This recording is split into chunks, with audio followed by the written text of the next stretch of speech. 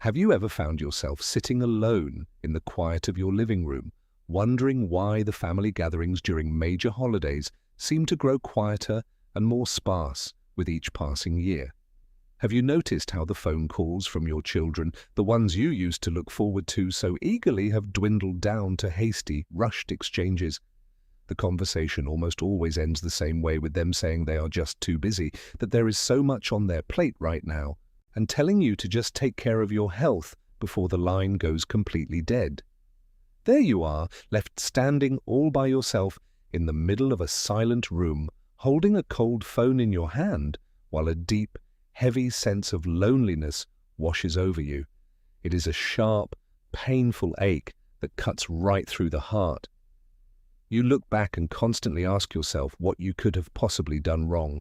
Why is it that as the years pile up and you grow older, the distance between you and the very children you brought into this world, the ones you poured your entire life into, seems to stretch out into an unbridgeable gulf?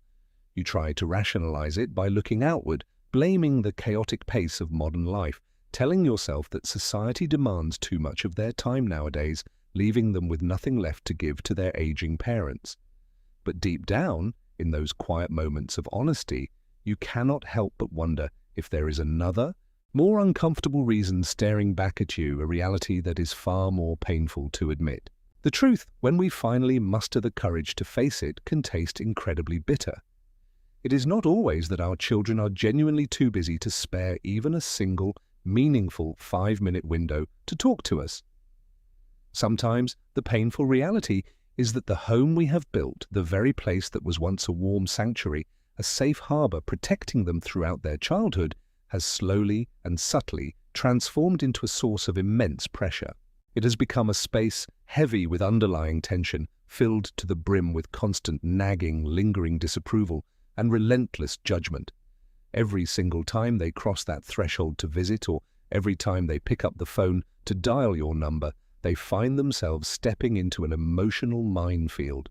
They are immediately met with an exhausting barrage of interrogations, critical remarks about their chosen lifestyle, unsolicited lectures about their career choices, and sharp critiques on how they are raising your grandchildren. The home is no longer a place where they can drop their heavy bags and recharge their souls after enduring the brutal storms of the outside world. Instead, it has morphed into a tense courtroom where the aging parent acts as the permanent judge and the children are forever placed on the witness stand as the accused. This toxic, heavy energy, which accumulates day after day from the same complaints repeated like a broken record, ends up stacking invisible bricks between you.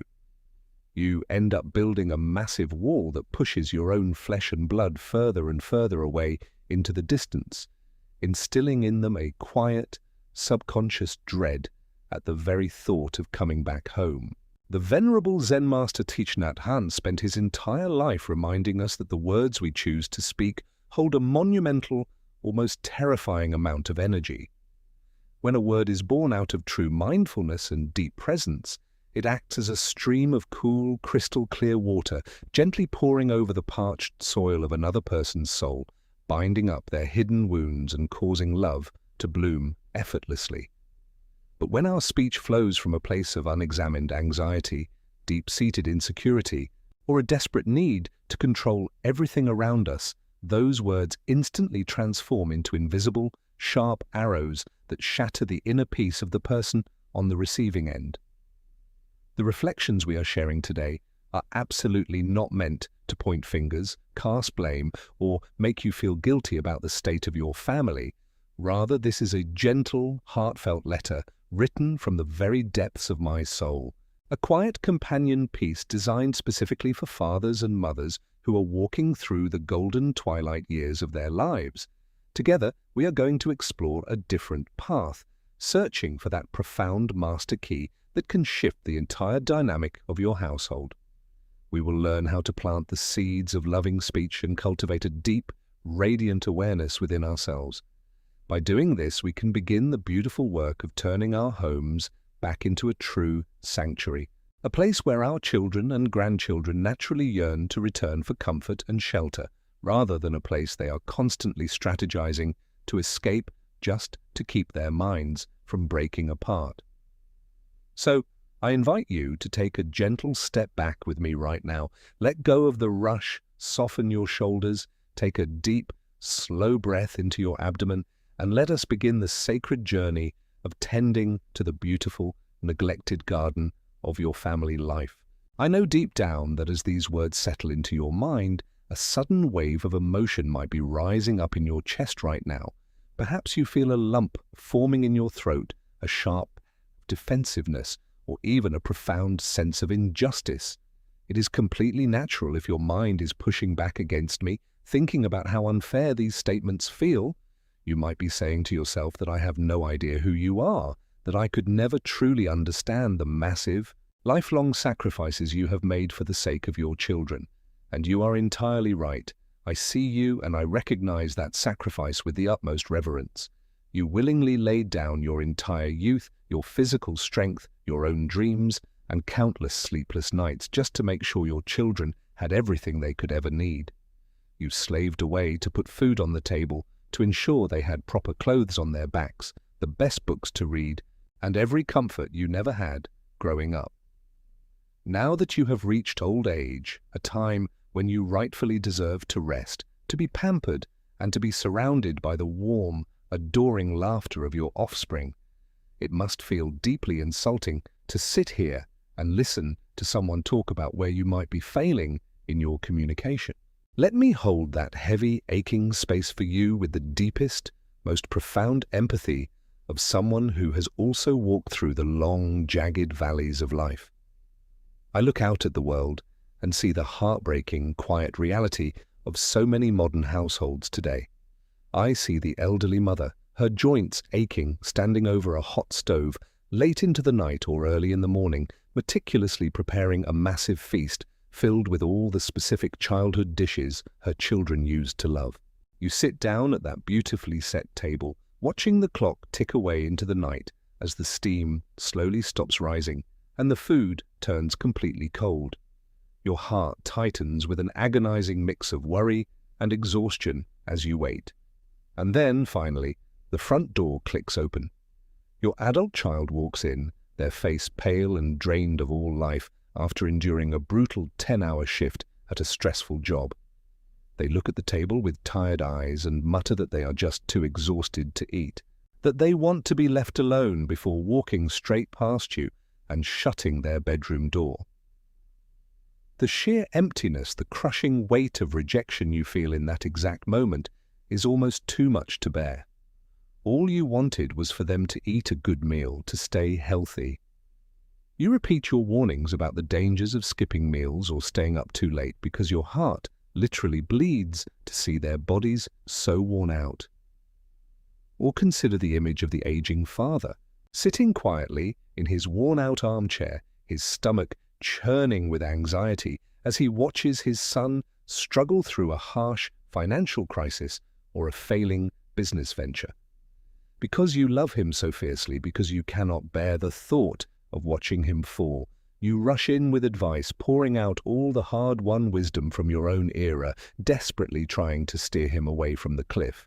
But instead of gratitude, your intense concern is met with a cold wave of irritation, a dismissive roll of the eyes as your son snaps that you have no idea how the modern world works anyway. Every single one of those words you spoke, every repeated reminder, every piece of nagging advice, and yes, even those sudden outbursts of anger that occasionally erupt from your lips, I know without a shadow of a doubt that they are born entirely out of an ocean of unconditional love. You do not possess a single malicious bone in your body when it comes to your kids. You only want what is best for them. You want them to be happy, to be secure, and to avoid the bitter hardships you had to survive. But the tragic question we must confront is this: why does this pure gold of your good intentions get translated as a nuisance in the minds of your children? Why do your deepest, most heartfelt pieces of advice get branded as nothing more than the annoying chatter of a stubborn, out-of-touch old person? The emotional trauma an elderly person experiences when trapped in this cycle is incredibly deep, a dull, throbbing pain that never quite goes away because it is always accompanied by a crushing sense of utter helplessness. You begin to feel like a ghost in your own home, pushed to the absolute periphery of your children's lives, a useless artifact in a space you once ruled with pride. Let us just sit together in this space for a moment without any judgment, without pointing fingers at you or your children, so we can deeply understand that this generational divide is breaking hearts on both sides of the fence. The children are carrying their own heavy, invisible burdens, and the parents are nursing their own deep wounds. Acknowledging this mutual pain, holding it gently in our hands, is the absolute first step toward opening our hearts and preparing the ground for a miraculous transformation. To truly crack open the mystery of why your great love inadvertently weaponizes itself and drives your children away, we have to borrow the clear, penetrating lens of mindfulness to look straight into the core of what we call nagging. When we listen to the profound insights left to us by Thich Nhat Hanh, we discover that nagging is never just a simple, harmless bad habit that people develop as they age. In reality, it is the outward manifestation, the physical projection of a deep reservoir of unexpressed anxiety, chronic fear, and intense helplessness that has been quietly stagnant and festering inside your own consciousness. When you look at your adult child and see them doing something that triggers your worry, whether it is watching them sleep in too late on a weekend, noticing they are eating processed food, or observing a spending habit that looks incredibly reckless compared to how you survived, the seed of fear inside your own heart instantly wakes up. You become terrified that they are going to suffer. You are paralyzed by the thought of them failing. You panic that they are going to ruin their health.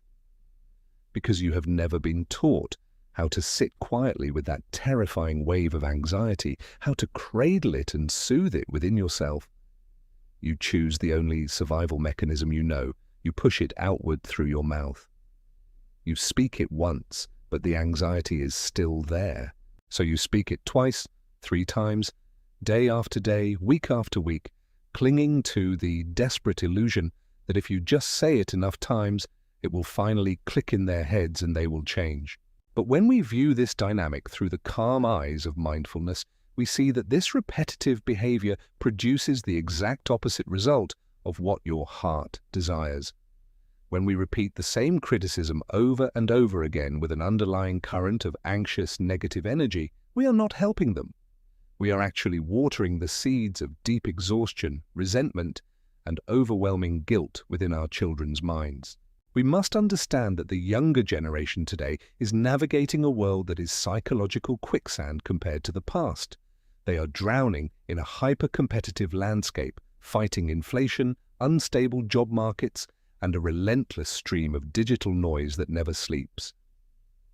When they finally drag their exhausted bodies across your welcome mat at the end of a brutal day, their souls are screaming for one thing and one thing only: an oasis of absolute silence, a pocket of peace where they can drop their guard, a safe charging station where their spirit can piece itself back together. They are desperately searching for a mother who can just look at them with soft, unconditionally accepting eyes, a father who can just place a heavy, silent hand of total trust on their shoulder. Instead, the moment they step through the door, they are forced to enter a second lecture hall, met with a wall of critique, a checklist of things they are doing wrong, and a heavy cloud of disappointment. The very air in the house becomes thick with tension, and your child begins to feel suffocated, internalizing the toxic belief that no matter how hard they try, they will never, ever be good enough in the eyes of their parents. The fundamental tragic error we are making here lies in the disconnect between our internal state and our external expression.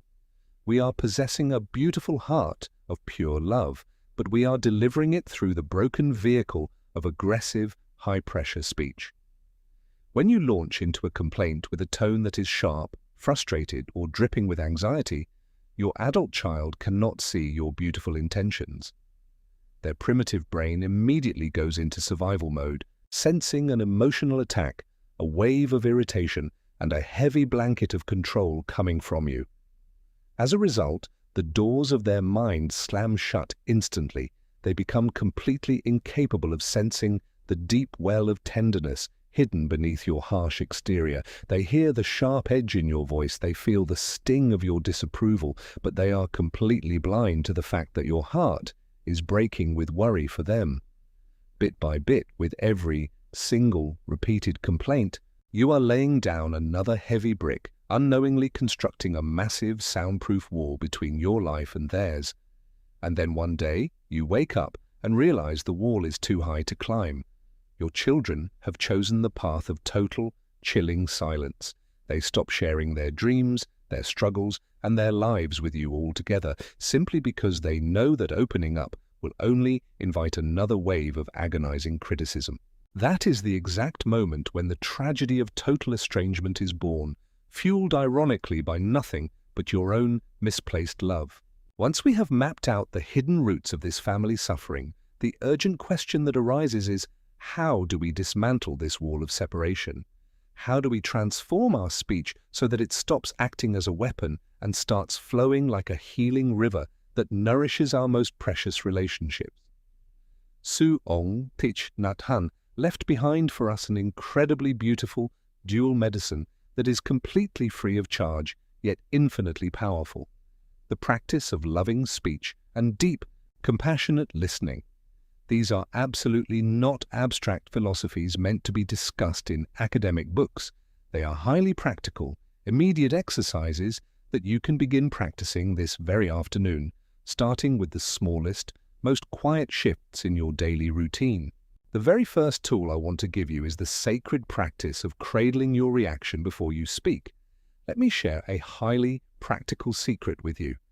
The next time your adult child walks through that door, hours later than they promised, or the next time you walk into the kitchen and see a chaotic mess of unwashed dishes left by your grandchildren, and you feel that familiar hot wave of irritation rising up from your stomach into your chest, ready to fuel a 20-minute lecture, I want you to freeze, stop completely. Do not let a single syllable escape your lips. Instead, immediately anchor your entire awareness onto the physical sensation of your breath.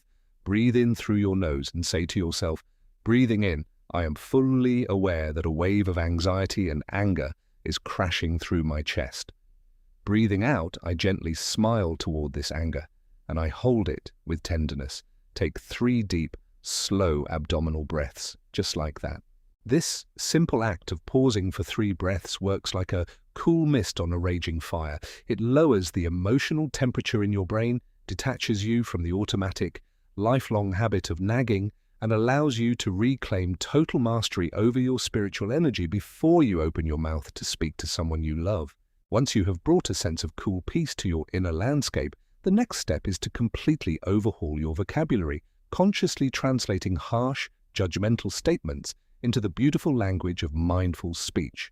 Mindful speech is the art of speaking with gentleness, honesty, and transparency, expressing your true vulnerability without casting blame or putting the other person on the defensive. Instead of relying on those sharp, accusatory statements that act as emotional daggers, phrases like, "Why are you always coming home so late? Do you even care about this family? Or why are you wasting your hard-earned money on such stupid things?" I want you to strip away the judgment and just reveal your soft, loving heart. Try saying something like this instead. When I see you coming home so late, a deep worry fills my heart, and I find myself unable to rest because I care about you so much. Are you feeling okay, my child? Have you eaten anything yet so I can warm up some food for you? Can you feel the shift? The core intention remains exactly the same. You are deeply concerned for their well-being, but because you change the packaging of your words, your child no longer feels backed into a corner. They don't feel attacked. Instead, they feel the warm, unmistakable embrace of a parent's pure love, and the heavy armor they wear all day out in the world will naturally slide off their shoulders. Simultaneously, you must learn to master the profound art of deep listening, which is the practice of listening with the ears of ultimate compassion. When your child finally decides to open up to you, whether they are sharing a genuine sorrow, venting about their job, or even when they are expressing frustration directly toward you, I want you to practice keeping your mind completely empty and still. Listen like a healer. Resist the powerful urge to interrupt them Do not try to defend your past actions, and absolutely do not jump in to give immediate advice or lecture them on how things were done back in your day. Just sit there, rooted like a majestic tree, gazing at them with eyes full of total acceptance. Listen with the sole intention of helping them empty their hearts of the suffering, the immense pressure, and the suffocating burdens they have been carrying in silence out in the world. Their way of solving problems might look completely wrong to you, but the simple fact that you provided an absolute, non-judgmental space for them to be heard will create a profound sense of psychological safety. They will feel deeply respected, deeply seen, and from that space of safety, the generational divide will begin to dissolve on its own, like morning mist under a warm sun. To help you anchor these concepts into your everyday reality, I want to take you away for a moment and share a beautiful, true story that unfolded during a quiet summer retreat at the Lắng Practice Center. I had the profound privilege of witnessing this miracle with my own eyes, a beautiful demonstration of how mindfulness can step into a family that is completely fractured and sew the pieces back together. The story revolves around an elderly father in his late 60s and his only adult son, who was nearly 30 at the time. This father and son had reached a point where they could not survive a single conversation longer than 3 sentences without it degenerating into a bitter argument. The father spent every interaction complaining that his son was lazy, irresponsible, and reckless for refusing to follow the stable career path the family had meticulously laid out for him. The son, on the other hand, felt suffocated, viewing his father as a tyrannical, narrow-minded dictator who refused to see him for who he truly was. The relationship became so toxic that the son packed his bags, cut off all verbal communication, moved to a different city, and only sent a cold monthly bank transfer back home to fulfill his mechanical duty. The elderly mother, whose heart was completely shattered by the destruction of her family, literally begged both men on her knees to attend a 5-day mindfulness retreat. During the first 2 days, the atmosphere between the father and son was painfully cold. When they sat in the meditation hall, they made sure to sit on opposite sides of the room.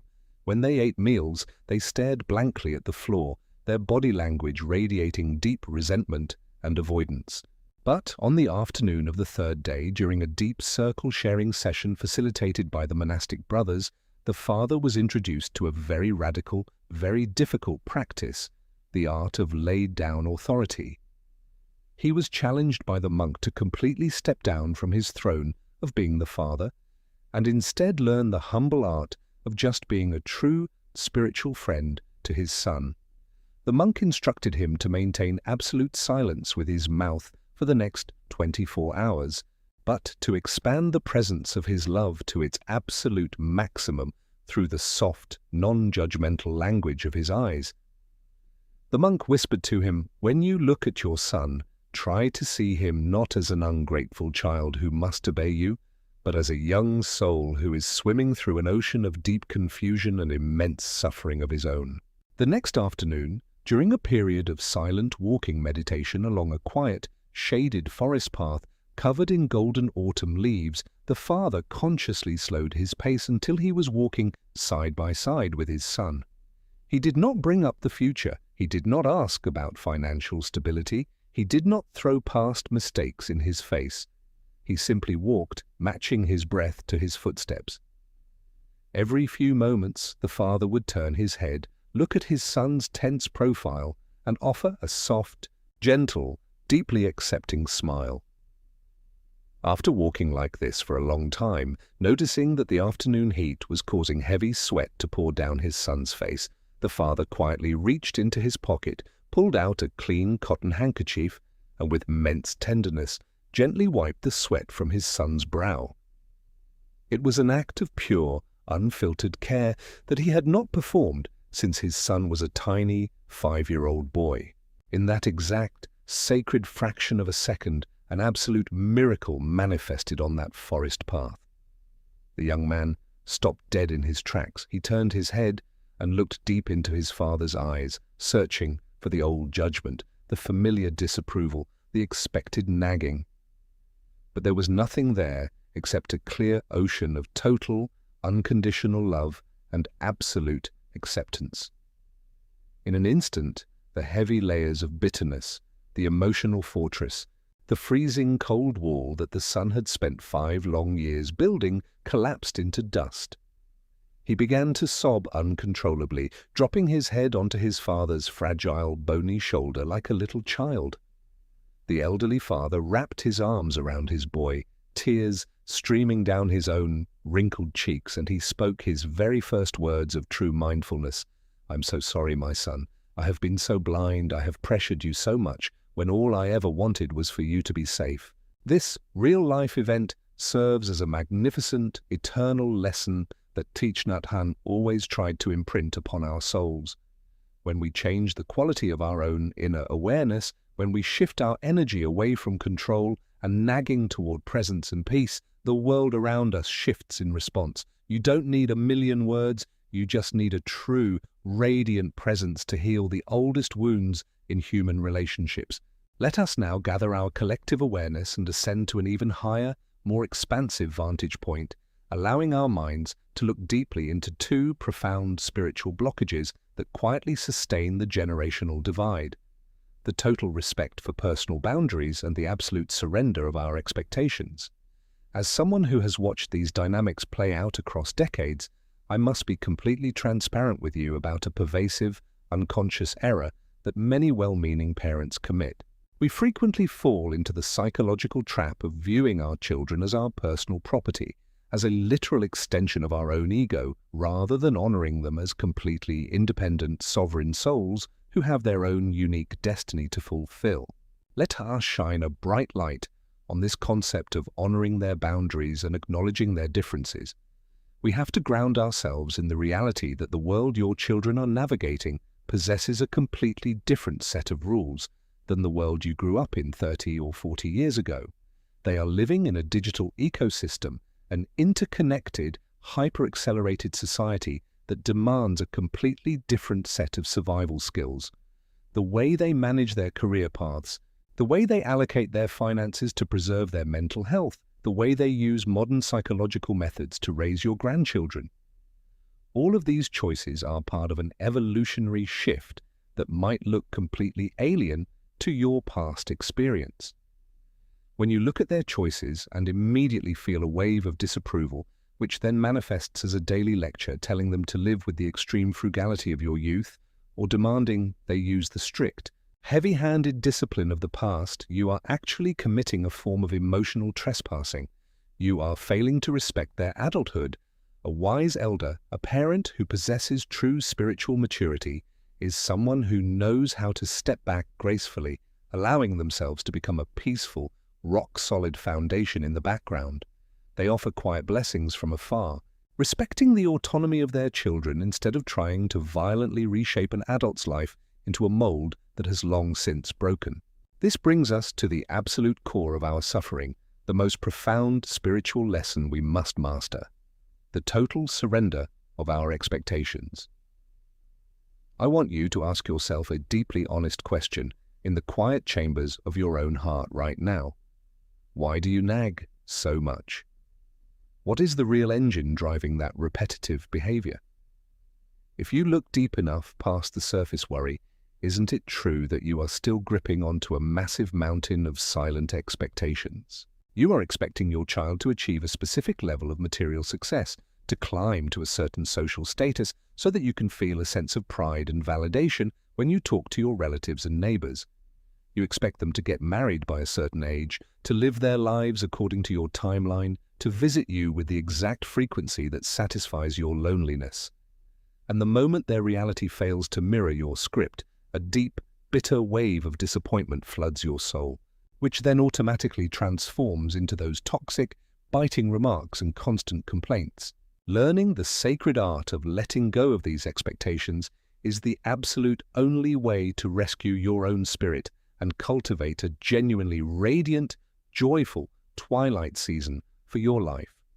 Your children did not come into this world to act as characters in your unfinished plays, nor are they responsible for fixing your unfulfilled dreams. Grant them their total freedom, and in doing so, you will inadvertently grant yourself the ultimate freedom. The moment you drop the exhausting burden of trying to control, manage, and manipulate the destiny of your adult children, you will feel a massive weight lift off your chest. Your shoulders will soften, and you will begin to look at your children through a clear window of pure appreciation, welcoming them exactly as they are in the present moment, embracing both their brilliant strengths and their glaring flaws. This state of non-attachment releases a boundless, beautiful energy into your life, transforming your senior years into a period of exquisite beauty where you flow through existence with absolute grace, completely independent of whether or not other people choose to follow your advice. To weave all of these psychological threads together and allow our journey to touch the most sacred, luminous core of Lắng philosophy, I invite you to sit quietly with the ultimate teachings of Interbeing and the true nature of continuation. The concept of interbeing reminds us that nothing can exist by itself alone. Everything is interconnected, constantly coexisting and reflecting everything else in the cosmos. When we apply this grand spiritual truth to the intimate bond between a parent and a child, we stumble upon a breathtaking absolute reality. Your children are not separate entities. They are your literal living continuation in this world. Zen master Thich Nhat Hanh often used the beautiful imagery of a cloud turning into rain to explain this relationship. Your child is not a stranger who randomly arrived in your life. Your child is your own blood, your own bones, your own marrow, your own psychological tendencies extended out into the future. When you look deep into your daughter or your son, if you look with the eyes of true Chang, you will see your own face staring back at you. You will recognize your own smile, your own gestures, and even the subtle contours of your own ancestral patterns. And when you look inward at your own body, you will see that your parents, your ancestors, and yes, your children and grandchildren are already fully present in every single drop of your blood and every single strand of your DNA. Therefore, according to the law of interbeing, there is no real boundary line separating your life from theirs. When you release a toxic cloud of negative energy into the air, when you nag, criticize, or wound your child with sharp words, the person who absorbs that poison first and suffers the most devastating damage is actually you. Every time you wound your continuation, you are driving a knife into your own future body and soul. If you sow seeds of anxiety and resentment into the consciousness of your child, the tree of your continuation will inevitably bear nothing but the bitter, lonely fruits of isolation and emotional distance. Let us sit together and reflect deeply on the absolute, unyielding law of impermanence that governs this universe. Time is an illusion that moves with terrifying speed. It slips through our fingers like fine sand. At this stage of our lives, we do not need anyone to lecture us on the fact that our remaining days are limited. We are fully aware of the fragility of our existence. We are here today, breathing, sitting in our favorite chairs, watching our children come and go, but none of us holds a contract with tomorrow. Every single setting sun brings us one step closer to the moment when we must open our hands and let go of everything we have ever known. Why then are we choosing to squander these incredibly precious, fleeting moments of connection, these rare opportunities to be close to the people we love more than life itself, just to engage in petty arguments, constant nagging, and useless outbursts of anger? Every single critical remark that escapes your mouth is a beautiful moment of family peace that is murdered and lost forever, replaced by a painful, heavy memory etched into the hearts of your descendants. Let the reality of impermanence wake you up to the truth. The simple fact that you are all alive together, sharing a meal under one roof, is an astronomical blessing, a profound karmic gift cultivated across millions of lifetimes. Let your remaining words in this life be a source of ultimate refuge for them. Let your speech be a testament to your absolute forgiveness, your boundless compassion, and your unconditional love. That, and only that, is the true spiritual inheritance, the ultimate fortress of merit that a mindful soul leaves behind to light the way for generations to come. We have walked a very long, profound path together today, a journey that required us to look straight into the darkest corners of our own hearts, forcing us to confront some uncomfortable truths that may have caused a temporary sting, but truths that ultimately hold the master key to our total liberation and healing. I want you to remember this truth down to the very marrow of your bones. Whether your old age is filled with true spiritual authority, whether you receive the deep, unforced reverence and adoration of your conquet has absolutely nothing to do with how loud you can raise your voice, how strictly you can enforce your rules, or how much material wealth you plan to leave behind in your will. The true magnetic authority of an elder lies entirely in your stability, your immovable inner peace, and the limitless horizon of your understanding. An elderly person who has learned the beautiful art of keeping their mind still, who knows how to offer a soft, radiant smile of total acceptance when the youth make mistakes, and whose words always flow like a cool, refreshing stream of Aingu, that person becomes an absolute treasure to their family. They become a magnificent ancient banyan tree, casting a vast, cool shadow of absolute safety, where children and grandchildren will naturally, eagerly run to seek shelter whenever the storms of life become too heavy to bear. It is my deepest, most sincere hope that as this video gently winds down to a close, you will find that the old feelings of resentment, sadness, and loneliness have begun to lift from your heart. Do not look toward your children with blame anymore. Instead, take a slow thong the step out onto your porch or into your garden. Breathe in a massive wave of pure, fresh air. Let your belly expand, and as you breathe out, let a soft smile play upon your lips. Commit yourself to the beautiful work of weeding the inner garden of your mind. Start small. Start today. The very next time you feel the urge to correct or criticize, just grant yourself those 3 quiet, mindful breaths. The next time you speak to your son or daughter, offer them one sentence of pure, unadulterated appreciation. Let your families slowly discover through your silence and your softness that their parent is undergoing a beautiful, quiet transformation into a vessel of pure peace. That is how you actively change the entire energy of your home, drawing your children back to your side with the invisible, unbreakable thread of authentic love. If these words have brought a sense of comfort to your soul today, if they have illuminated a clear, peaceful pathway forward for your family relationships, I invite you to leave a quiet comment below, sharing your thoughts, your personal struggles, or the hard-won wisdom of your own journey. Your willingness to share might be the exact lifeline, the gentle reassurance that another hurting parent somewhere out there needs to read today to keep their heart from breaking. Let us build a community that circles around the light of awareness, spreading this healing energy to every lonely corner of the world. And if you wish to keep walking this path of mindfulness and self-discovery with me, please consider subscribing to the channel and turning on the notification bell so we can continue to meet like this, sitting together in the quiet space of reflection during these precious golden years of our lives. I leave you today with my deepest blessings. May you, your children and your grandchildren always be sheltered by the radiant energy of Changnyem. May your bodies remain healthy, and may your homes be filled with the sweet, eternal harmony of the Dhamma. Breathing in, we touch the peace. Breathing out, we smile. May you be well, may you be peaceful, and I look forward to welcoming you back in our next conversation.